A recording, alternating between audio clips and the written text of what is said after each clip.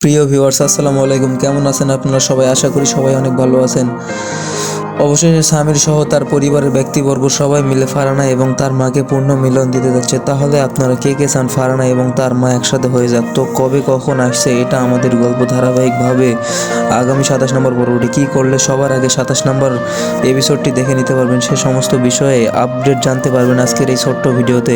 তাহলে বুঝতেই পারছেন আজকের ভিডিওটা কতটা গুরুত্বপূর্ণ, ইন্টারেস্টিং হতে চলেছে।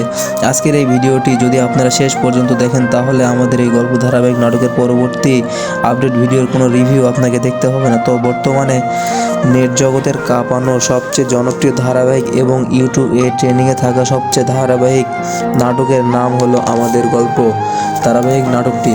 তো দেখতে দেখতে ইতিমধ্যে অলরেডি কিন্তু প্রথম থেকে প্রায় 26তম পর্ব পর্যন্ত আপলোড করা হয়ে গেছে। আপনারা কে কে আছেন প্রথম থেকে 26তম পর্ব শেষ পর্যন্ত দেখেছেন তারা অবশ্যই কমেন্টে জানিয়ে দেন।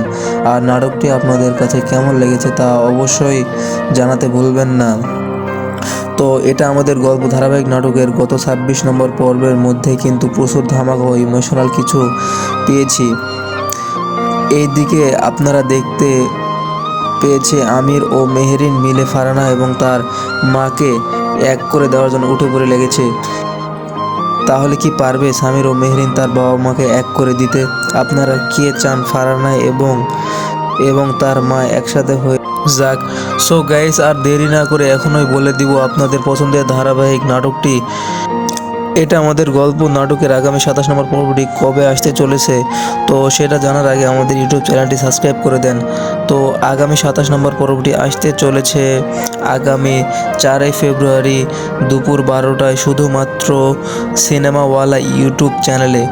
তো তখন পর্যন্ত সবাই ভালো থাকুন, সুস্থ থাকুন, আল্লাহ হাফেজ।